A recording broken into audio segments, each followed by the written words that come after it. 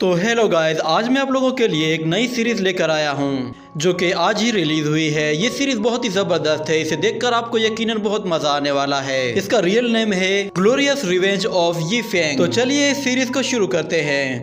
तो एपिसोड की शुरुआत में हमें बताया जाता है कि इल्यूजरी कॉन्टिनेंट में एक ऐसा एल्केमिस्ट मौजूद है जो कि एक ऐसी पिल बना रहा होता है जो कि आज से पहले कभी किसी ने नहीं बनाई होती। उस पिल की पावर इतनी ज्यादा होती है कि अगर कोई बंदा उस पिल को खा लेता है तो वो सुप्रीम रियलम को अचीव कर लेता है, जिसके बाद वो टाइम एंड स्पेस को भी कंट्रोल कर पाएगा।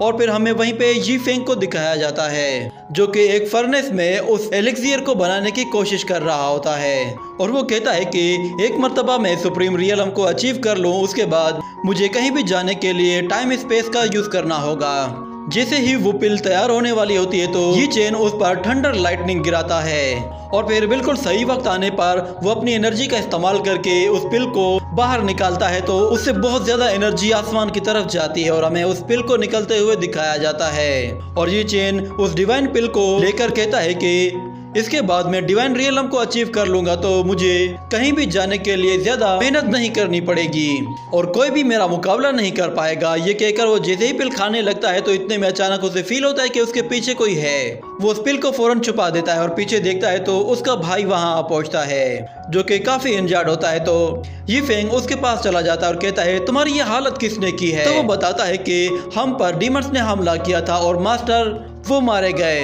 इतने में अचानक वो अपने ही भाई पर धोखे से हमला कर देता है और हमें दिखाया जाता है कि उसने अपने भाई के चेस्ट पर एक डिमोनिक सोर्ड घुसाई हुई होती है, जिस पर यी फेंग अपने भाई से कहता है कि मैं तो तुम्हें बचपन से जानता हूँ, मैंने कभी सोचा भी नहीं था कि तुम इतने घटिया होगे।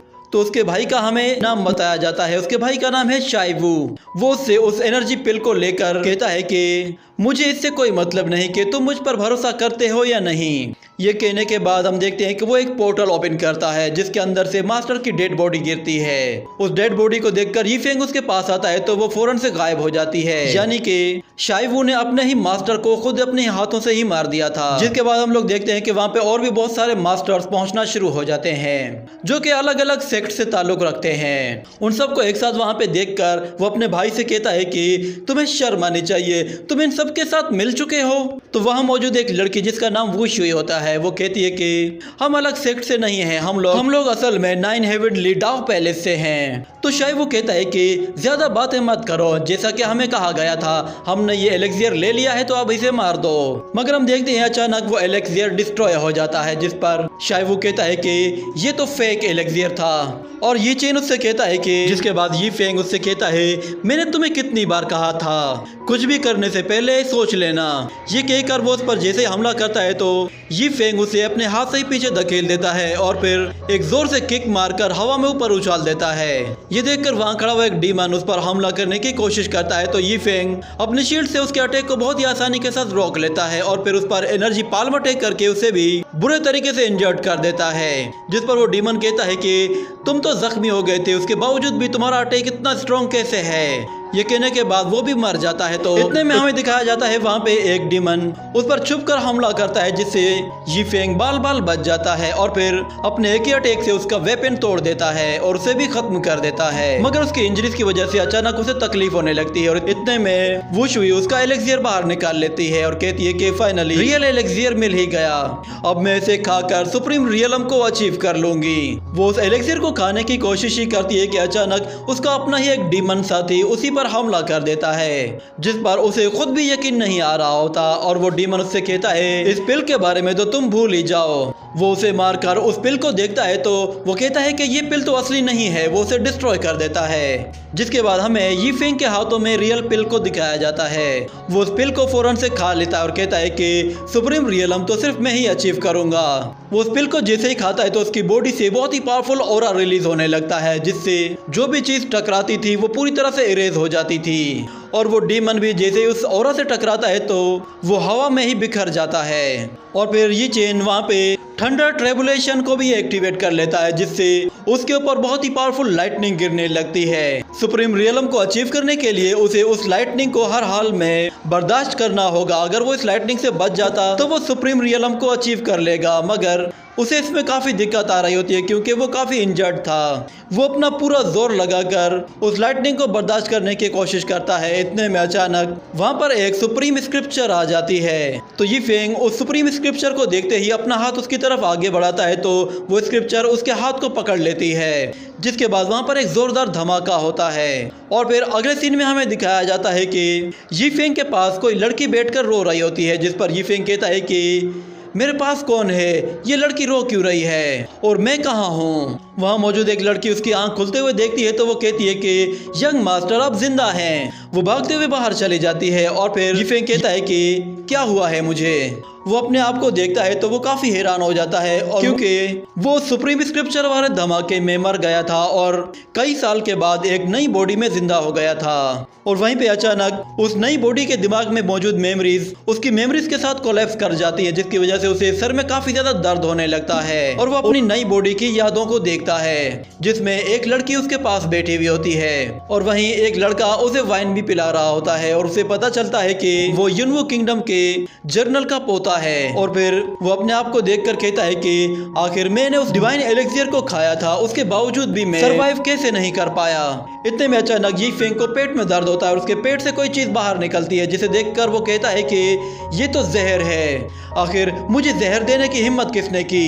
वो अपनी कल्टीवेशन स्टार्ट करके अपने माइंड स्पेस के अंदर चला जाता है, जिस पर वो कहता है कि चलो शुक्र है कि मैं अपने माइंड स्पेस के अंदर तो आ सकता हूँ। वो अपने माइंड स्पेस के अंदर उसी सुप्रीम स्क्रिप्चर को देखता है, जिस पर वो कहता है कि ऐसा लग रहा है कि शायद तुम ही हो जो कि मुझे यहाँ पर लेकर आए हो। और फिर कुछ ही देर गुजरने के बाद हमें दिखाया जाता है कि यी फेंग की बॉडी पूरी तरह से डिटॉक्सिफाई हो जाती है और उसकी स्ट्रेंथ और पावर लेवल भी कई गुना बढ़ चुका होता है। इतने में अचानक एक बंदा उसके पास आता है और उससे कहता है कि यंग मास्टर, आपके ग्रैंडफादर को वांग फैमिली ने धोखा दे दिया है और वो लोग उसे एग्जीक्यूशन ग्राउंड में लेकर गए हैं। ये सुनते ही यी फेंग कहता है कि अब क्योंकि मैं इस नई बॉडी में जिंदा हुआ हूँ तो इसका मतलब है मुझे अब इस बॉडी के सारे फर्ज भी पूरे करने होंगे, मुझे इसकी फैमिली को भी प्रोटेक्ट करना होगा। ये कहकर वो तेजी से बाहर चला जाता है। उसकी स्पीड देखकर वहाँ खड़ा बंदा भी हैरान रह जाता है और कहता है कि ये अचानक से इतना फास्ट कैसे हो गया। और दूसरी तरफ हमें वो एग्जीक्यूशन ग्राउंड दिखाया जाता है जहां वांग फैमिली के कुछ मेंबर यी फेंग के ग्रैंडफादर को बांधकर खड़ा कर देते हैं और वो उन लोगों से कह रहा होता है कि तुम लोग जानते भी हो कि मैं युनवू किंगडम का गॉड ऑफ वार हूँ। मेरे होते हुए हमारे युनवू किंगडम पर किसी ने 1 इंच भी कब्जा नहीं किया। मैंने इस किंगडम के लिए क्या कुछ नहीं किया और तुम लोग मेरे साथ ये कर रहे हो। तो वहाँ मौजूद एक मास्टर कहता है हम लोगों ने तुम्हें यहाँ पे सिर्फ बातों के लिए नहीं बुलाया। ये कहकर वो एक बंदे से उसे मारने के लिए कहता है। इतने में यी फेंग वहाँ पे आ पहुँचता है और कहता है किसकी इतनी हिम्मत। वो अपने ऑरा से ही सबको उड़ा देता है। यी फेंग को वहाँ पे देखकर उसका ग्रैंडफादर कहता है बेवकूफ, तुम यहाँ पे क्या कर रहे हो, चलो भाग जाओ यहाँ से, अभी भी तुम्हारे पास मौका है। मगर वो कहता है कि मैं तो यहाँ पे इनसे निपटने के लिए आया हूँ। जिस ग्रैंडफादर कहता है तुम जानते नहीं हो ये लोग हमें मारना चाहते हैं। जिस पर यी फेंग कहता है ऐसी बात है, मगर मुझे तो नहीं लगता कि इन लोगों में इतना दम है कि ये हमें मार सकें। यी फेंग अपनी सोट निकालते ही तेजी से आगे बढ़ता है और एक सिपाही का गला काट देता है और फिर 2 सिपाहियों को अपने एक एनर्जी अटैक से ही उड़ा देता है। ये देखकर उसका ग्रैंडफादर हैरान रह जाता है और कहता है कि ये अचानक से 4th मेरिडियन लेवल में कैसे आ गया। और दूसरी तरफ यी फेंग उन लोगों को बहुत ही आसानी के साथ मारते हुए अपना लेवल भी अपग्रेड करता जा रहा था। ये देखकर वो सब लोग चौंक जाते हैं और अचानक से यी फेंग उन्हें मारते मारते 9th लेवल में आ जाता है, जिस पर वो मास्टर काफी ज्यादा शॉक्ड हो जाते हैं। और जब यी फेंग उन सबको मार चुका होता है तो उसका लेवल 12th मेरिडियन तक आ चुका होता है, जिस पर वो मास्टर्स अपनी जान बचाकर वहां से भागने की कोशिश करते हैं। मगर यी फेंग एक ही अटैक से एक मास्टर का खेल खत्म कर देता है और वहाँ मौजूद दूसरा मास्टर यी फेंग से अपने रहम की भीख मांगता है और कहता है कि प्लीज मेरी जान बख्श दो, हम लोग बैठकर बात कर लेते हैं। मगर वो उससे कहता है कि मैं यहाँ पे इसीलिए नहीं आया कि मैं तुम्हारे साथ बैठकर बातें करूं।